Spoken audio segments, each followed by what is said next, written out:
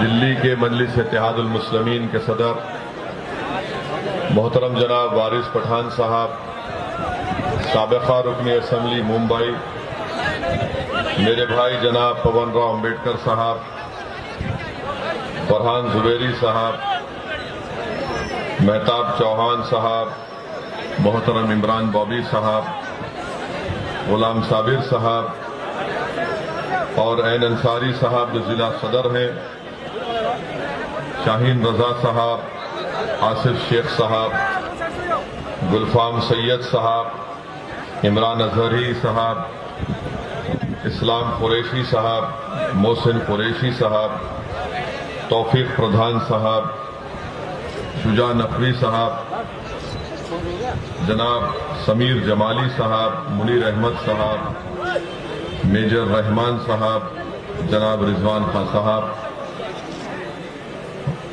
बुजुर्गों, कौम और मिल्लत के गयूर नौजवानों, मैं आप तमाम का बेहद शुक्रिया अदा करता हूं कि आपने अपना कीमती वक्त निकालकर आज के मजलिस इत्तेहादुल मुस्लिमीन के इस जलसे में शिरकत की।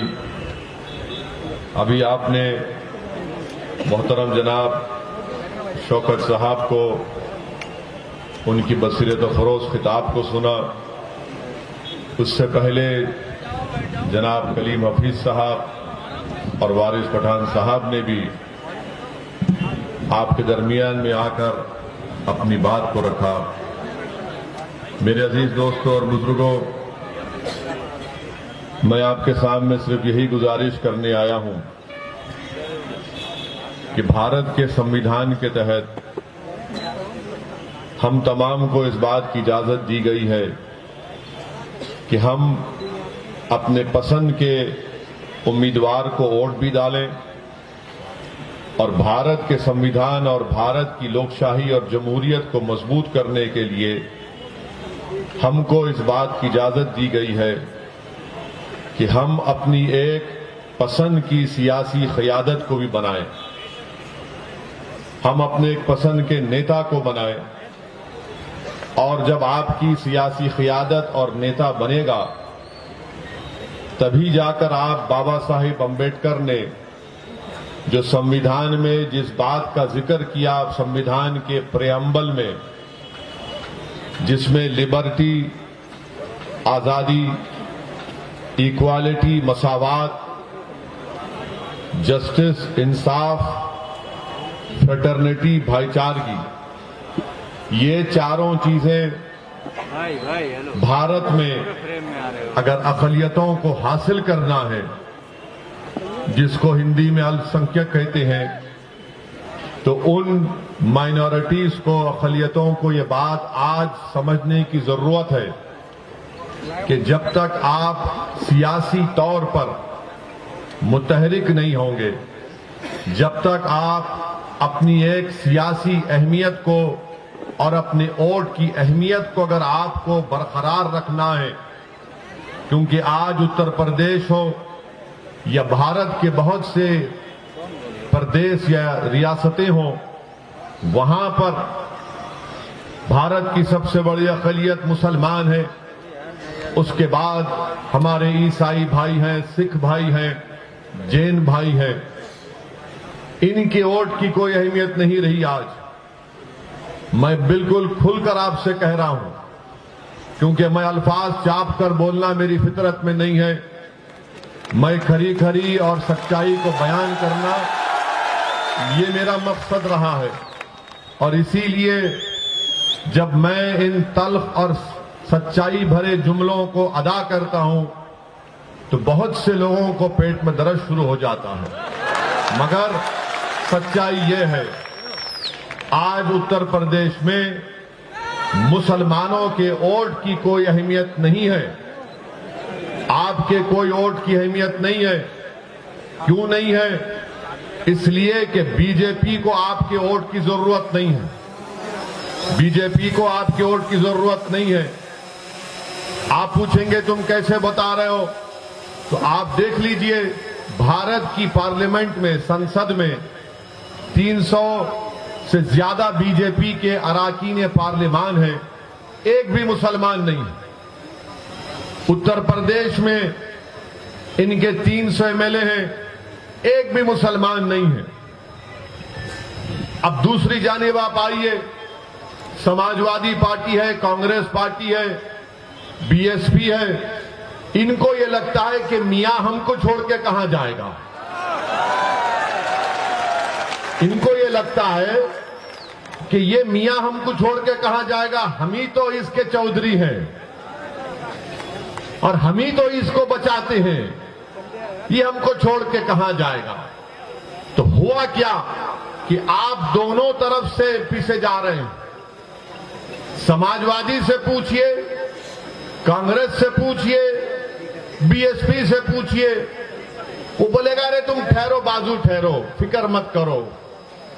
अगर आप बोलेंगे ये मेरा मसाइल है, ये मेरी तकलीफ है, ये मेरे मुझसे नाइंसाफी हो रही है, आप आवाज उठाओ, तो ये पार्टी कहेगी अगर हम तुम्हारे बारे में बोलेंगे तो हमको हिंदू वोट नहीं मिलेगा, इसीलिए आप खामोश बैठ जाओ। ये इनके अल्फाज हैं। अगर इस पार्टी में कोई इनका नेता मंच पर चढ़ जाता है और मंच पर सामने आकर बैठना चाहता है तो उससे कहा जाता तुम सामने नहीं बैठना, क्योंकि तुम 19% हो, जो 5% है सामने बैठेगा, जो 19% है पीछे बैठेगा। ये हकीकत है, इससे कोई इनकार नहीं कर सकता। तो अब ऐसे माहौल में जहां पर आपकी कोई सियासी अहमियत अब बरकरार नहीं रही, और अगर कोई कह रहा है कि उत्तर प्रदेश में मुसलमान अक़लियत की एक सियासी अहमियत बरकरार है, तो मैं उनके सामने बैठकर बातचीत करने के लिए तैयार हूं, मगर याद रखो 6-7 मिनट के अंदर तुम तकलीफ में आ जाओगे। मैं इतने जुमले और इतनी बातें दलाइल पेश कर दूंगा कि तुम नहीं बैठ सकोगे।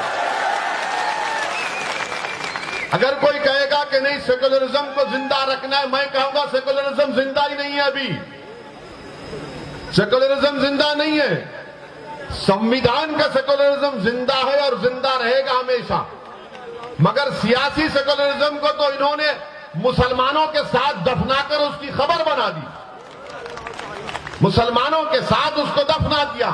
अब ये एक आकर कहते हैं कि नहीं नहीं बाबा जिंदा रखो, अभी दफनाया नहीं है, जनाजा है, तुम अपने कंधे पर उठाकर चलो इसको।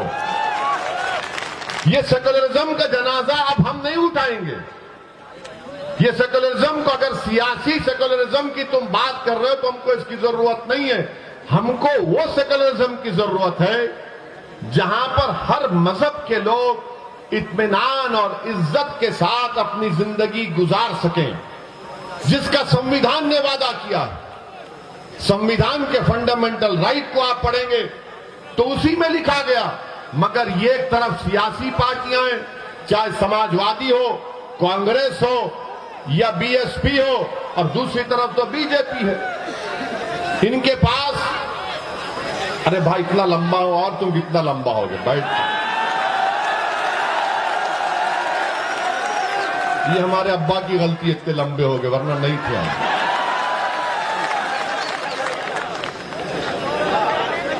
तो मैं आपको बता रहा था कि ये सेकुलरिज्म के नाम पर आपके पास आते हैं।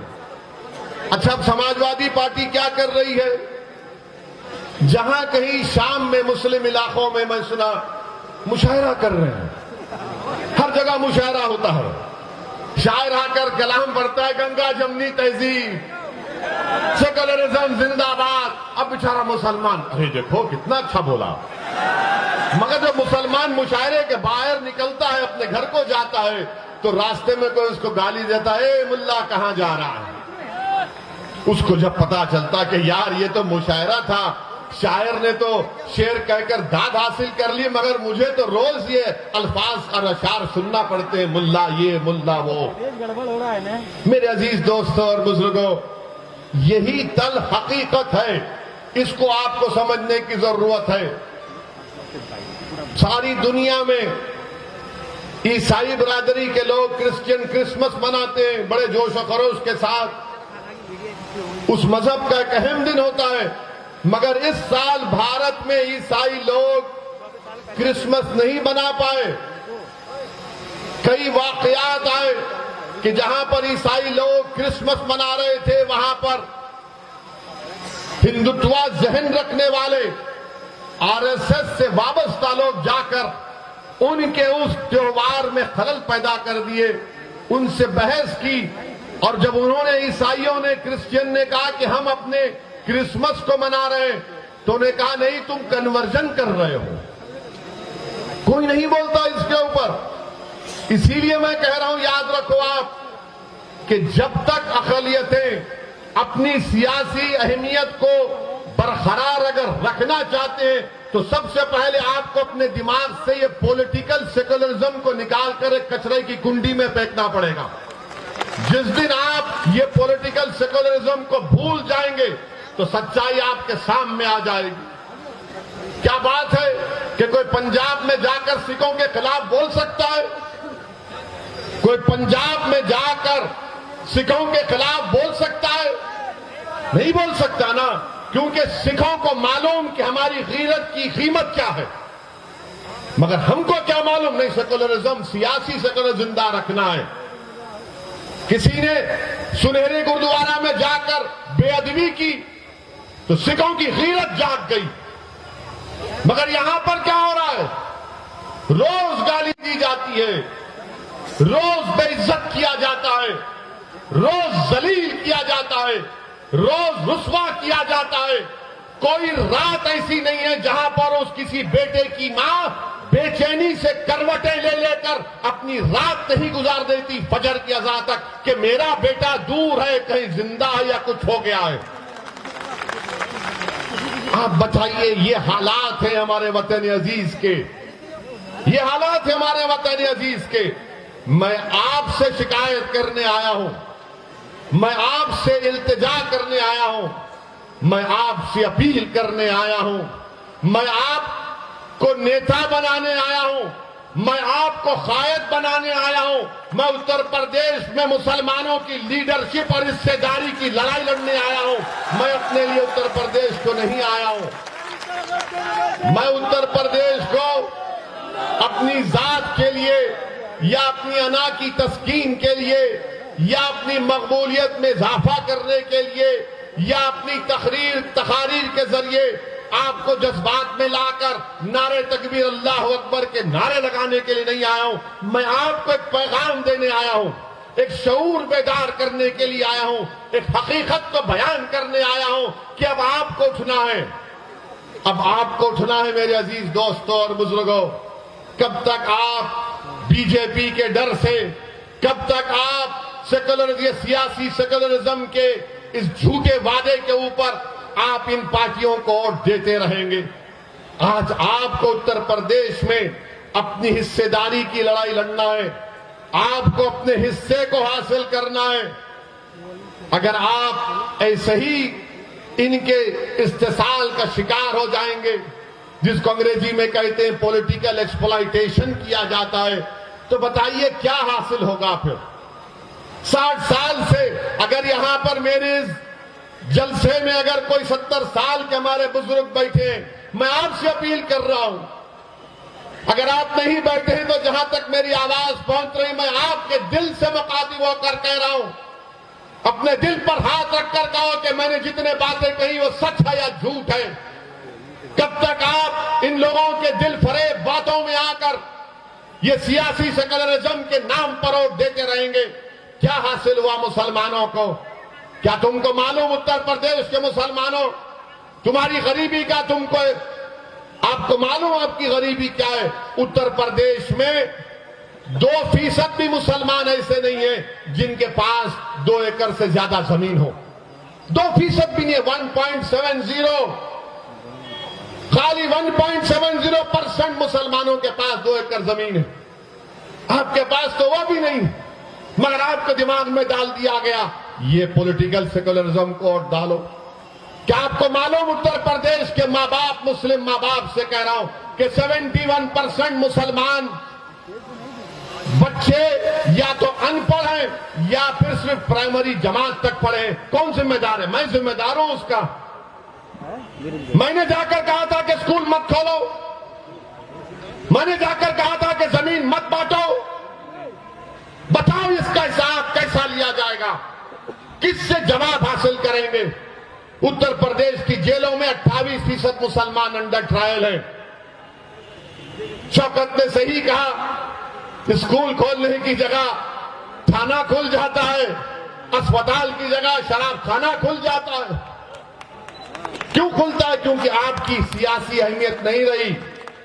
इनको मालूम कि मुसलमान को सिर्फ जज्बात में ला लो। मैं आपको यकीनन जज्बात में लाने के लिए कह रहा हूं, मगर जज्बात का इस्तेमाल ठोस काम के लिए होना चाहिए। और जितने मुसलमानों को आपने वोट दिया है माजी में, वो या तो बड़े बड़े फाइनेंशियल पावर रखने वाले दौलतमंद थे, या फिर कोई और थे जिनका जमीन से कोई ताल्लुक नहीं था, जिनका गरीब मुसलमान नौजवानों के ख्वाबों को पूरा करने से इनका कोई मतलब नहीं था। इनको सिर्फ इलेक्शन जीतने से मतलब था। वो ये समझते थे कि हम जीत जाएंगे तो बस काम हो गया। मैं ये कह रहा हूं कि मैं मिटने तैयार हूं, मगर तुमको जीतना है इंशाअल्लाह ताला। हम मिटेंगे एक दिन इंशाअल्लाह ताला। हम सब मिटने के लिए आए, जमीन की ग़िज़ा बनने के लिए आए। कोई यहां पर ज्यादा जिंदा नहीं रहेगा। ये तो अल्लाह को मालूम कि कौन कितनी हयात लेकर आया, मगर हर एक को मौत का मजा चखना है। मगर मेरे अजीज दोस्तों और बुजुर्गों, क्या जिंदगी आप कैसे गुजार रहे हैं, किस मकसद के लिए गुजार रहे हैं, कैसे आपका वक्त चला जा रहा है, कैसी आपकी जवानी को बर्बाद कर दिया जा रहा है। ये मजलिस इत्तेहादुल मुस्लिमीन आपके दरमियान में आकर यही इन बातों को रखती है ताकि आप में एक शऊर बेदार हो जाए। आपने सुना, पढ़ा और देखा कि काशगंज के अल्ताफ को पुलिस स्टेशन में जान से मार दिया गया। कोई नहीं जाता अल्ताफ के पास, उसके घर वालों के पास। वो पुलिस स्टेशन में ले जाकर नल की टूटी से कहा गया कि उसने खुदकुशी कर ली। क्या कोई 3 फीट की नल की टूटी से खुदकुशी कर सकता है? मगर अल्ताफ की जान ले ली गई। वही एक गुप्ता साहब जिनका गोरखपुर में पुलिस ने उनको मारा तो मुख्यमंत्री पहुंच गए, अखिलेश पहुंच गए, घर को पहुंच गए। अरे तुम्हारी जिंदगी की अहमियत नहीं है, तुम वोट की क्या बात कर रहे हो? तुम्हारी मौत मौत नहीं है, दूसरों की मौत मौत है। तुम्हारी जिंदगी जिंदगी नहीं है, दूसरों की जिंदगी उन तुम्हारी जिंदगी से बढ़कर है। मेरे अजीज दोस्तों और बुजुर्गों, यह सच्चाई है। और जब हम इन तमाम हकीकत को बयान करते हैं तो सबको लगता है ये क्या बकवास अनाप शनाप बक रहा है। मैं अनाप शनाप नहीं बक रहा हूं, मैं सच्चाई को बयान कर रहा हूं। तुम हमको डरा कर वोट हासिल नहीं कर सकते। अब ना हम मोदी से डरेंगे ना योगी से डरेंगे, इंशाअल्लाह ना हम अखिलेश के इन दिलफरेब बातों में आएंगे जो उनके वालिद मोहतरम भी दोहराते थे, ना हम कांग्रेस के वो पुरानी बूढ़ी कांग्रेस जिसने हमेशा हमको धोखा दिया। आज आकर हमसे दिलफरेब बातें की जाती हैं कि हमको वोट दो, हमको ऐसा कर दो। 2017 में अखिलेश और कांग्रेस मिले थे ना, अखिलेश और राहुल मिलकर गाना भी बन गया था, यूपी को ये 2 लड़कों का साथ पसंद है। मगर क्या निकला? क्या निकला? 2019 में सपा बीएसपी मिल गए, मिलकर लड़े। 75% मुसलमानों ने वोट दिया। सीएसडीएस का डेटा बोलता है सिर्फ 15 लोकसभा की सीट जीते। कांग्रेस पार्टी यहां पर बरेली में दौड़ो, रनिंग करो, बोले भागो, मैराथन करो, मगर राहुल गांधी यहां से भागकर केरला चले गए। क्यों भागे? क्योंकि हार गए। जब राहुल गांधी हार गए, जब अखिलेश और बीएसपी हार गई, आपने कभी सुना इनकी जबान से कि हम हारे इसलिए कि हमको हिंदू भाइयों ने वोट नहीं दिया? कभी सुना आपने? कभी सुना आपने कि समाजवादी, बहुजन समाज और कांग्रेस को जो 2019 में, 2017 में, 2014 में यूपी में जो हार हुई, कभी उन्होंने कहा कि हमको यादवों ने वोट नहीं दिया? उन्होंने कहा कि हमको पासियों ने, वाल्मीकियों ने, धोबी ने वोट नहीं दिया, कि हमको ब्राह्मणों ने वोट नहीं दिया, हमको ठाकुरों ने वोट नहीं दिया, हमको हमारे बनिया कम्युनिटी के भाइयों ने वोट नहीं दिया? नहीं बोलेंगे। क्यों नहीं बोलेंगे? और जब मंजलिस इलेक्शन लड़ रही है, मुस्लिम वोट, मुस्लिम वोट, मुस्लिम वोट, ऐसा पड़े हैं जैसा कि तुम्हारे बाप का खजाना है मुस्लिम वोट। क्या चुनाव में सिर्फ मुसलमान वोट डालता, दूसरे नहीं डालते? दूसरे नहीं डालते वोट? क्या हम ही वोट डालते? अब ये मीडिया के लोग कहां जा रहे हैं? अब आप कहां जा रहे हैं? अब के बाहर सिराज मुस्तकीम के रास्ते पे जा रहे हैं। अरे ये रास्ता कठिन है, बोले आका का गुलाम है, इसके रास्ते पर ही जाएगा। अब ये हमारे पीछे, जहां हमारा इंटरव्यू लेते, नहीं आप मुस्लिम वोट में सेंध डाल रहे हैं, हम कहते हैं कि आप डालो ना हिंदू वोट में सेंध, कौन रोक रहा है आपको? वोटर है, किसी का खजाना नहीं है, ये आजाद है, जिसको चाहे वोट डालेगा। मगर ये पूरी तवज्जो मोदी की, योगी की, अखिलेश की, राहुल की, मायावती की, सब किस पर है? मुसलमान कहां जा रहा है? और इलेक्शन के बाद कोई पूछेगा नहीं आपको। ये 3 बंदरों की कहानी सुनी ना कभी आपने? 3 बंदर हैं, एक आंख बंद कर लेता, मुझे कोई मुसलमानों की बर्बादी नहीं देखना है। एक बंदर है जो जबान बंद कर लेता, अरे कुछ तो बोल, बोले नहीं मेरी जबान बंद है। एक बंदर है कानों में रुई डालकर बैठा रहे, देख मेरी तकलीफ सुन मेरी बेटियों की, नहीं सुनता। इलेक्शन तक आप इंसान हैं, और जैसा रमजान शुरू होगा अप्रैल में, कोई आपको पूछेगा नहीं। आज आपका इलेक्शन आ गया है, अरे मियाँ जी हमको भी देखो ना मियाँ जी, मियाँ जी कुछ कोरमा खिला दो, सुना है बड़े अच्छे कबाब बनते हैं आपके पास। अखिलेश के लोग तो वो ही बोलते हैं, मगर जब अखिलेश सरकार में थे तो क्या वो स्लॉटर हाउसेस को परमिशन दिए थे? नहीं दिए, बंद करा दिए थे। मेरे अजीज दोस्तों और बुजुर्गों, इन बातों पर आपको गौर करना है। अच्छा, हमको देखिए, अब भड़काऊ भाषण हो रहा है भैया। वो टोपी वाले भैया, हम सेल्फी लेंगे आपको।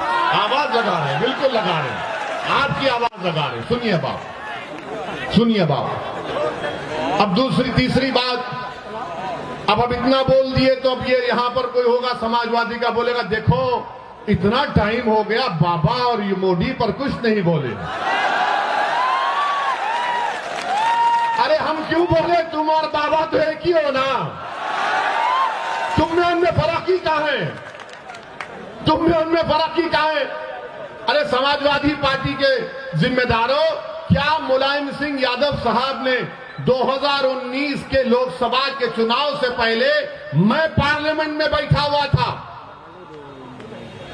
मुलायम सिंह यादव साहब खड़े होकर अचानक कहे मोदी जी मैं आपको आशीर्वाद देता हूं, आप दोबारा प्रधानमंत्री बन जाइए। हम जब भी पूछे कांग्रेस के लोगों से, समाजवादी के लोगों से, देखो कौन बी टीम का काम कर रहा है, मुलायम सिंह बोलते हैं तो बोले नहीं बड़े बुजुर्ग हैं। अरे मेरे बुजुर्ग नहीं है मुलायम सिंह, उम्र में बड़े होंगे, मेरे बुजुर्ग नहीं है। तुम्हारे हो सकते तो तुम मानो, मैं नहीं मानता इनको, मैं किसी को नहीं मानता सिवाय अल्लाह के। मेरे अजीज दोस्तों और बुजुर्गों, मुलायम सिंह बोल दिए, कोई कुछ नहीं बोलेगा। आपके घर में शादी है, मोदी जी आते हैं तो ऐसा खुश होते हैं कि जैसा वाकई में दूल्हा आ गया। तस्वीर है और इनको फिक्र है ओवैसी की, ओवैसी की। अरे मुझ पर इल्जाम लगाने वालों, याद रखो, मैं कोई नेक आदमी नहीं हूं। मैं खुला कह रहा हूं, मैं गुनाहगार हूं, मैं खताकार हूं, मैं सियाकार हूं, और मुझ में क्या क्या कमजोरियां हैं वो मेरा रब जानता है। मगर असदुद्दीन ओवैसी को जब मैं 3 अहादीस बार बार पढ़ता हूं अल्लाह के रसूल सल्लल्लाहु अलैहि वसल्लम की, तो मुझे एक उम्मीद नजर आती है। पहली हदीस कि जब रसूलुल्लाह सल्लल्लाहु अलैहि वसल्लम ने फरमाया कि एक महिला थी, गुनाहगार थी, मगर जब उसने रास्ते में एक कुत्ते को देखा जो प्यासा था, वो गुनाहों में लुत्फुत थी, मगर उसने उस कुत्ते को अपने कपड़े पल्लो डालकर अपनी जूती से पानी निकालकर उस कुत्ते की प्यास बुझाई, तो आका सल्लल्लाहु अलैहि वसल्लम ने फरमाया कि वो जन्नत में जाएगी। दूसरी हदीस हजरत अनस रज़ियल्लाहु ताला अन्हु रिवायत करते हैं कि एक सहाबी ने आकर पूछा, या रसूलल्लाह सल्लल्लाहु अलैहि वसल्लम, क़यामत कब आएगी? रहमतुल्लाह अलमीन कमली वाले ने पूछा, तूने उसके लिए क्या तैयारी की? तो कहा, ज्यादा आमाल नहीं है, हसनात नहीं है, ज्यादा ज़कात सदकात नहीं है, मगर मैं आपसे बेइंतहा मोहब्बत करता हूं। तो आका ने फरमाया कि तू मेरे साथ होगा। असदुद्दीन ओवैसी के पास कुछ नहीं है, मगर एक दावा तो कर सकता हूं कि मैं रसूलुल्लाह सल्लल्लाहु अलैहि वसल्लम को बेपनाह चाहने वाला हूं। आज दुनिया में मुझे मोहब्बत मिले या ना मिले, मगर उस दिन तो मिलेगी इंशाअल्लाह ताला। और तीसरी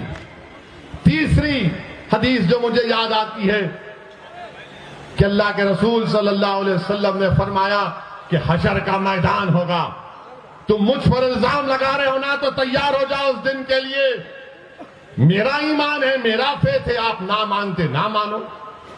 हशर का मैदान होगा, कमली वाले ने फरमाया कि मेरी उम्मत प्यासी होगी, मैं हौज़े कौसर के पास होगा, मेरी उम्मत के अमाल तोले जाएंगे, कमी होगी पूरा करूंगा।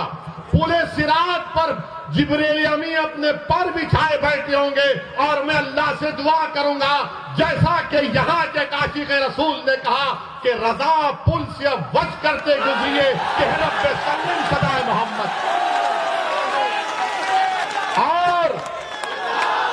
और हम तमाम को खुशखबरी दी गई कि तुम्हारे आमाल मुंह पर फेंक दिए जाएंगे, तुम मेरी शिफात से जन्नत में जाओगे।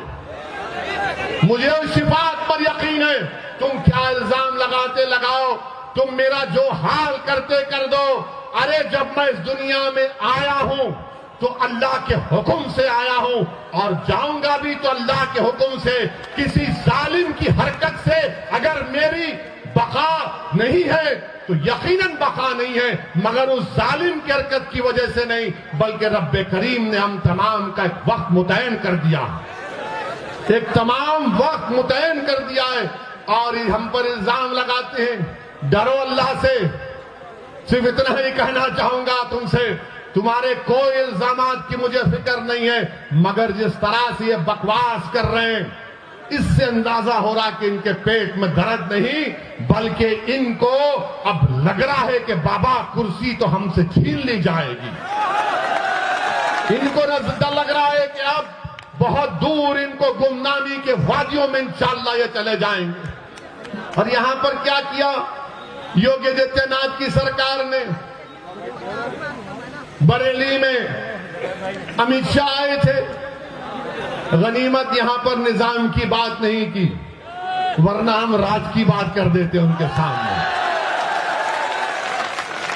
क्या यहां पर आप लोगों का ये मुतालबा नहीं है कि एक बरेली का जो डिग्री कॉलेज है, पूरी बरेली की जनता इस बात का डिमांड और मुतालबा कर रही है कि यहां पर सुभाषगंज में एक बच्चों के लिए अलग डिग्री कॉलेज बनाया जाए?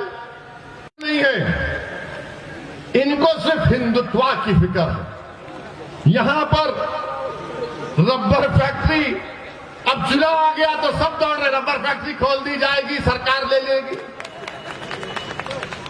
यहां पर एम्स को खोलने की बात मुतालबा कब से किया जा रहा है, इसका कोई जिक्र नहीं होता। यहां पर उत्तर प्रदेश में आप कितने लोग पेट्रोल डीजल की गाड़ी या मोटरसाइकिल चलाते हैं? आप लोग बहुत खुश हैं ना पेट्रोल डीजल की कीमतों से? हाँ, चेहरे बता रहे हैं। मीडिया वाले तो नहीं बोलेंगे, बेचारों की नौकरी है। पहले इनके पास एक कैमरामैन होता था तो इनके मालिकों ने कहा कि मोदी जी ने कैमरा की कीमत बढ़ा दी, महंगाई बहुत बढ़ गई, अब तुम रिपोर्टर भी और कैमरामैन भी दोनों 2 in 1 करो काम। देखिए मुस्कुरा रहे हमारी बात पर। मुस्कुराना तुम्हारा इकरार है, हम जानते हैं। पेट्रोल डीजल आसमानों को छू रहा है, सरसों के तेल की कीमत आसमानों को छू रही है। बाबा और मोदी की सरकार ने साबुन से लेके बनियान तक सब कीमतें बढ़ा दी हैं और उत्तर प्रदेश की जनता से कह रहे विकास के नाम पे वोट दो। काशी को हमने डेवलप कर दिया, उसके नाम पर वोट दो। आज उत्तर प्रदेश में मैं बीजेपी से पूछना चाह रहा हूं, योगी आदित्यनाथ, आप झूठ बोलते हैं, आप झूठ बोलते हैं, मोदी झूठ बोलते हैं, अमित शाह झूठ बोलते हैं और ऐसी सफाई से झूठ बोलते हैं कि सामने वाला झूठ की तहकीक करेगा, सच की तहकीक करेगा और झूठ को सच मान लेगा। क्या 5 साल पहले योगी और मोदी ने नहीं कहा था कि उत्तर प्रदेश में 70 लाख नौकरियां दी जाएंगी? कहा था ना? अच्छा, आपके यहां नौजवान बहुत है माशाल्लाह से, कितनों को नौकरी की जरूरत है? मीडिया वालों की नौकरी अभी है। कितनों को नौकरी चाहिए? अब आप बताओ सच। ये कहते हैं कि हमने 6 लाख को दिया। अरे कितना फेंकते हो यार। 70 लाख नौकरियों का वादा 5 साल पहले किया गया था और 5 फरवरी 2020 की विधानसभा में उठाकर देखो आप, योगी आदित्यनाथ के एक मंत्री ने विधानसभा में खड़े होकर कहा कि उत्तर प्रदेश की अनएम्प्लॉयमेंट रजिस्टर में 33 लाख नौजवानों के नाम है जिनको रोजगार की जरूरत है। झूठ पे झूठ, सिर्फ झूठ पे झूठ। बीजेपी सिर्फ हिंदुत्व के नाम पर इलेक्शन लड़ना चाहती है। बीजेपी मुसलमानों से नफरत और खौफ दिखाकर सत्ता को हासिल करना चाहती है। इनके पास डेवलपमेंट के नाम पर कुछ नहीं है, कुछ नहीं है डेवलपमेंट के नाम पर, मगर बोले जा रहे हैं। अभी आपने सुना कि वारिस पठान ने कहा कि पूरे भारत में तीसरा गरीब प्रदेश अगर कोई है, झारखंड बिहार के बाद तो उत्तर प्रदेश। मगर फिर भी विकास हुआ है। कहां का विकास हुआ हमको नहीं मालूम। हां, विकास किसका हुआ हम जानते हैं। जो नफरत फैलाते उनका विकास हुआ है। जिन्होंने भारत के मुसलमानों का नरसंहार करने की बात की उनका विकास हुआ है। जो भारत के संविधान को, अंबेडकर के बनाए हुए संविधान को अपने संविधान से संघी संविधान बनाना चाहते हैं, उनका विकास हुआ है। हरिद्वार में धर्म संसद, हरिद्वार में धर्म संसद, रायपुर छत्तीसगढ़ में कांग्रेस की सरकार, वहां धर्म संसद। क्या बोला जाता है इन दोनों धर्म संसद में? तुमने पढ़ा कभी? उस धर्म संसद में कहा गया हरिद्वार के कि भारत के मुसलमानों का हाल रोहिंग्या मुसलमानों की तरह कर देना चाहिए। हरिद्वार के धर्म संसद में कहा गया कि भारत की मिलिट्री को इस्तेमाल करके मुसलमानों को मारना चाहिए। उस हरिद्वार के संसद में कहा गया कि एक एलटीटी का प्रभाकरण की तरह कोई पैदा हो जाए जो 20 लाख मुसलमानों को मार दे। रायपुर में कहा गया छत्तीसगढ़ में कि इंसानियत को बचाना है तो मुसलमानों को खत्म कर दो भारत से। कोई गिरफ्तारी हुई अभी तक? हरिद्वार में गिरफ्तारी हुई, रायपुर में हुई एक की, मगर किस उन्मान पे गिरफ्तारी हुई रायपुर में कि उन्होंने गांधी को नाम शनाब कहा। अरे तुमको अगर गांधी से मोहब्बत है तो सुनो जालिमों, जो धर्म संसद के नाम पर भारत में नफरत फैला रहे हो, गांधी को क्यों मारा गया था? गोडसे ने गांधी को क्यों मारा? इसलिए मारा कि उसने कहा कि गांधी मुसलमानों की ताईद की बात करता है, इसीलिए गोडसे ने एक ज़ईफ आदमी के सीने में गोलियां मार दी। अगर गांधी से मोहब्बत है तो गिरफ्तार करो पूरों को। ये कांग्रेस जो आज ये ड्रामा करती है रनिंग कंपटीशन का, तुम्हारी रियासत में जहां पर तुम्हारी सरकार है, तुम्हारी हुकूमत ने सरकारी फंक्शन में तुम्हारी हुकूमत पैसे देती है, उसमें कहा जाता है कि इंसानियत को बचाना है तो मुसलमानों को मार दो। शर्म आनी चाहिए इन लोगों को, शर्म आनी चाहिए। याद रखो, अगर मुसलमानों को कोई मारेगा तो मुसलमान को नहीं, तुम भारत के दुश्मन हो। मुसलमानों को सफेद से मिटाने की बात अगर कोई भारत में करेगा तो भारत के संविधान का दुश्मन है। अगर कोई मुसलमानों को रोहिंग्या मुसलमानों की तरह उनका हाल करने की बात करेगा तो तुम दुश्मन हो अल्लामा फजले खैराबादी के, तुम दुश्मन हो मुजाहिदीन आजादी के, जिन्होंने इस मुल्क को आजाद कराने के लिए अपनी जानों को कुर्बान किया। तुम दुश्मन हो, तुम नफरत करते हो उन मुस्लिम उलमाओं से जिन्होंने अंग्रेजों की इस गुलामी के खिलाफ जिहाद का फतवा दिया था। मगर हमको मिटाने की बात हो रही है। अगर आज के इस जलसे में असदुद्दीन ओवैसी को अनपार्लियामेंट्री अल्फाज या गैर अखलाकी अल्फाज अगर मैं मोदी के बारे में कह दूं या योगी के बारे में कह दूं या फिर बरेली में, यहां पर बरेली में अगर कोई फेसबुक पर कुछ लिख दे तो 4 घंटे के अंदर हजरत पुलिस पहुंच जाएगी उसके घर को और बोलेगी बेटा चल तेरे को दामाद बनाना। मगर ये सब बोलेंगे, ये बोलेंगे तो पुलिस क्यों नहीं करती इनके खिलाफ? इनको दामाद क्यों नहीं बनाती? क्या ये तुम्हारी नाजायज औलाद है जो बकरी हरिद्वार छत्तीसगढ़ में? हम कानपुर की तकरीर में एक 80 साल के मुसलमान को एक दलित पुलिस के ऑफिसर ने खामोशी से लाकर कागज पर लिख कर दिया कि बोलो इस पर वैसे तुम। एक 80 साल के मुसलमान को जिसकी दाढ़ी है, उसको एक मुकामी थानेदार ने उसकी दाढ़ी को खींचा, उस पर पेशाब करवाया। तो हमने कहा कि कब तक रहेंगे इख्तिदार की कुर्सियों पर बैठने वाले, चाहे ओवैसी हो, चाहे मोदी हो या योगी हो। तो सबको दर्द हो गया। इसने हिंदू धर्म के खिलाफ कहा, अरे जालिमों, मैं किसी धर्म के खिलाफ ना था, ना कभी हूं, ना कभी रहूंगा इंशाअल्लाह ताला। भारत का संविधान मेरे लिए अजीज है और भारत के संविधान में तो उसको भी इजाजत है जो किसी खुदा, भगवान, अल्लाह, जीसस को नहीं मानता। मगर इनका क्या है? नहीं, हर चीज को इधर जोड़ देते। याद रखो, ये सच्चाई है मेरे अजीज दोस्तों और बुजुर्गों। बीजेपी इस मुल्क में खुलकर हिंदुत्व की पॉलिटिक्स कर रही है, इससे कोई इनकार नहीं किया जा सकता। मगर मैं भारत के मुसलमानों से, हमारे भारत के उन दलित भाइयों से जो अंबेडकर को आज भी अपना आइडियल मानते हैं, हम भारत के हमारे हिंदू भाइयों से जो नेहरू और सुभाष चंद्र बोस की कुर्बानियों को नहीं बोले, मैं उनसे अपील कर रहा हूं कि आपको उठना पड़ेगा, आपको रोकना पड़ेगा। अगर आप समझते हैं कि आपको मदद की जरूरत है तो असदुद्दीन ओवैसी आपके साथ कंधे से कंधा मिलाकर खड़े रहने को तैयार है। मुल्क को बचाना है, मगर मुल्क को बचाने का मतलब ये नहीं है जिंदाबाद, आप जिंदा ही रहेंगे इंशाअल्लाह ताला। मगर मुल्क को जब बचाने की बात होती है, ये समाजवादी, कांग्रेस, बीएसपी बोलेंगे देखो देश को बचाना है ना, तो फिर तुम खामोश हो जाओ। हैं?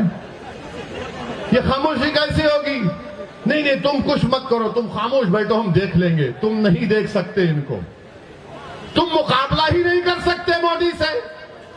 मोदी मंदिर मंदिर कर रहे हैं तो अखिलेश बोल रहे मैं भी परशुराम का मंदिर बनाऊंगा। बोलते हैं ना, आपका मजहब है, चलिए हमको इतराज नहीं है, मगर मुल्क में लड़ाई क्या है? योगी आदित्यनाथ ने अपनी तकरीर में कहा राहुल गांधी के बारे में कि राहुल गांधी किसी मंदिर में गए तो उनको मंदिर के आधार नहीं मालूम थे। तो बाबा ने कहा कि ऐसा बैठे कि मंदिर के किसी पुजारी ने कहा, अरे ये मंदिर है, मस्जिद नहीं। मुझे यकीन है कि मंदिर के पुजारी ने इस तरह नहीं कहा होगा, क्योंकि जब किसी की इबादत गाह में जाता है तो खुदा की इबादत करने के लिए जाता है। लोग दरगाह को आते हैं आला हज़रत के, आते हैं ना, तो क्या पूछा जाता है? क्या पूछा जाता है? आते हैं, अकीदत है, किसी मजहब का आता है। मगर योगी ने खैर इजाफा कर दिया। अब सवाल यह पैदा होता है कि भारत में लड़ाई यह है कि सबसे बड़ा हिंदू कौन है? मोदी बोलते हैं कि मुझसे बड़ा कोई हिंदू नहीं है। योगी बोलते हैं कि मैं अब मोदी के बाद का प्रधानमंत्री बनने वाला हूं। राहुल बोलते हैं कि देश में सिर्फ हिंदू ही प्रधानमंत्री बन सकता है, उनका स्टेटमेंट है। अखिलेश बोलते हैं कि मैं ही सबसे बड़ा हिंदू हूं। हम इन तमाम से कहना चाह रहे हैं, दोबारा कह रहा हूं, आप लोग मोदी जी, योगी जी, अखिलेश जी, राहुल जी एक कमरे में बैठकर, वैसे तो बैठते जरूर हैं, बैठते जरूर हैं। हमारे हैदराबाद में कहावत है, मैं तेरी पीठ खुजाता हूं, तू मेरी पीठ खुजा, कहते हैं। आप बैठकर तय कर लीजिएगा सबसे बड़ा हिंदू कौन है, मगर वो भी नहीं करेंगे। और फिर अभी आप देखो, एक बीजेपी के एमपी हैं राज्यसभा के, उनका नाम शायद हरनाथ साहब है। उन्होंने बीजेपी के सदर को खत लिखा और कहा कि श्री कृष्णा मेरे ख्वाब में आए और मुझसे कहा कि बाबा योगी आदित्यनाथ को मथुरा से विधानसभा का चुनाव लड़ाओ। तो अखिलेश भैया बोले, हाँ मेरे ख्वाब में भी आए थे। अखिलेश ने कहा मेरे ख्वाब में भी आए थे, और आकर मुझसे कह दिया कि तू ही सत्ता में आ रहा है। अब आप बताइए, पार्लियामेंट संविधान में आर्टिकल 51 है जो कहता है कि इंसान को मजहबी रह सकता है, नहीं भी रह सकता है, मगर एक साइंटिफिक टेम्परामेंट डेवलप करना है, एक साइंटिफिक टेम्परामेंट। उत्तर प्रदेश का चुनाव हो रहा है या किंडरगार्टन का कोई ड्रामा हो रहा है यहां पर? इनको ख्वाब में ये दिख कर आए, इनको ख्वाब में वो दिख कर आए। तो मुसलमान के ख्वाब क्या है बोलता हूं मैं आपको। हमारे ख्वाब तो छोड़ो, हर मां रात भर सोचती है कि कल खाना क्या खिलाऊंगी मेरी बच्चे को। हर बीवी ये सोचती है कि कल जब मेरा शौहर घर से निकल कर जाएगा, जानवर बेचने गांव में जाएगा, तो क्या जिंदा वापिस आएगा या लाश उसकी आएगी। हर बेटा ये देख रहा है कि मेरी आमदनी कम हो गई, इतनी कम हो गई कि मैं आज के इस उत्तर प्रदेश और भारत में अपने बाप से कम आमदनी को कमाता हूं। हर बेटी ये फिक्र में है कि मैं कॉलेज नहीं जा सकती इसलिए कि मेरी इज्जत लूट ली जाएगी, इज्जत लूट ली जाएगी। मैं उत्तर प्रदेश के मुसलमानों को पैगाम देने आया हूं। मैं आपको खोलकर कह रहा हूं कि आपको ख्वाब देखना है अब इंशाअल्लाह ताला, आपको ख्वाब देखना है इंशाअल्लाह ताला। मगर कोई कहेगा ओवैसी अगर ख्वाब को बयान कर दूंगा तो कहीं समाजवादी और कांग्रेस और बीजेपी मेरे ख्वाबों को चूर तो नहीं कर देगी। नहीं करेगी इंशाअल्लाह ताला। तुम ख्वाब तो देखो, तुम ख्वाब तो देखो ना, तुम हिम्मत करो ख्वाब देखने की कि मेरा बेटा ऐसा डॉक्टर बनेगा जो तमाम बीमारियों का इलाज करेगा, मेरी बेटी देश की प्रधानमंत्री बनेगी इंशाअल्लाह ताला। मुसलमानों की बेटी, मैं जिंदा रहूं या ना रहूं यह ख्वाब होगा इंशाअल्लाह पूरा। तुम ख्वाब देखो कि मेरा बेटा या बेटी साइंटिस्ट बनेगी तो वो कैंसर की दवा निकालेगी, मेरा बेटा या बेटी वकील बनेगी तो दलितों पर, मुसलमानों पर, हिंदुओं पर, आदिवासियों पर जुल्म होगा तो उनके हक के लिए लड़ेगा, दुनिया का मायनाज वकील बनेगा। ये ख्वाब देखो आप, इन ख्वाबों को देखना है आपको। तुम ख्वाब देखो कि उत्तर प्रदेश में मुसलमान अपना हिस्सा लेकर रहेंगे इंशाअल्लाह ताला। हम अपना हिस्सा लेकर रहेंगे, हम हिस्सेदारी की लड़ाई लड़ेंगे।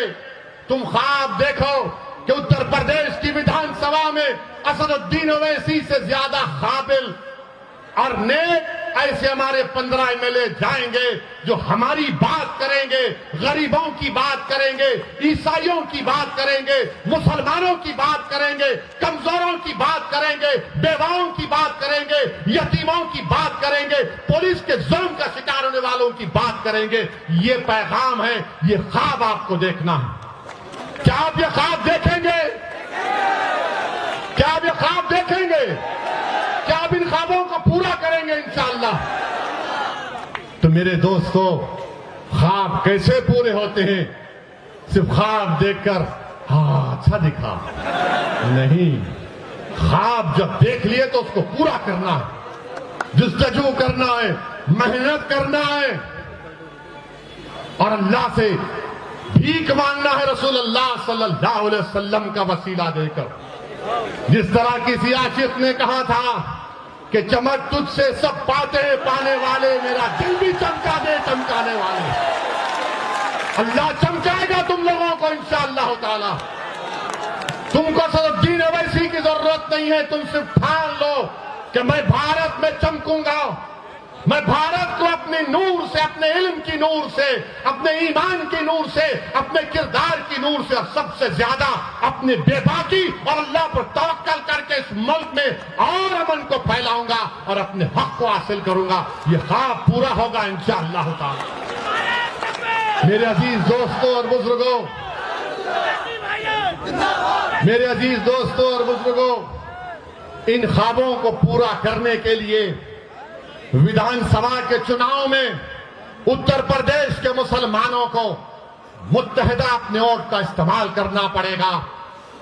हम भी चाहते हैं, हमारी भी कोशिश है, हमारी भी दुआएं हैं कि अल्लाह सुब्हानहू व तआला बीजेपी को उत्तर प्रदेश में शिकस्त दे दे, दोबारा यहां पर बीजेपी की सरकार ना बने और यहां पर मुसलमानों की एक हिस्सेदारी की बात करने वाली पार्टी के उसके जिम्मेदारान विधायक बनकर असेंबली में, विधानसभा में जाए। ये भी हमारा ख्वाब। अब ये ख्वाब अखिलेश का क्या है नहीं मालूम, बिल्ली के ख्वाब में छिछड़े ही नजर आते हैं। ये कहावत है, कहावत है, उनके ऊपर नहीं बोल रहे हैं। मगर अब आपको अपने ख्वाबों को अगर पूरा करना है तो अखिलेश को उठाना है, उठो। अब हम उठ चुके हैं, अब तुम हमको धोखा नहीं दे सकते। आप हिला के रख दो बीजेपी और योगी को जमहूरी तरीके से कि हम बेदार हो चुके हैं। ये हमारे ख्वाब है, हम उसको पूरा करेंगे इंशाअल्लाह ताला। और याद रखो, अगर तुम अपने आप को नहीं बदलोगे तो अल्लाह तुमको नहीं बदलेगा। जो कौम बदलने के लिए तैयार हो जाएगी, रब्बे कायनात तुमको बदल देगा, दुनिया को तुम्हारे सामने बदल देगा। मेरे अजीज दोस्तों और बुजुर्गों, यही चंद अहम गुजारिशात मुझे आप तक कहना था। मजलिस का साथ दीजिए, ये आपकी पार्टी है, मेरी जिंदगी का कोई भरोसा नहीं। कोई कहता है गर्दन उठा देंगे, भाई जो करना है करो, जो करना है करो, मगर मेरा भी ये ख्वाब है, शायद आपका भी ख्वाब होगा कि इस दुनिया से जाने से पहले अल्लाह हमको ख्वाब में रसूलुल्लाह सल्लल्लाहु अलैहि वसल्लम का दीदार करा दे।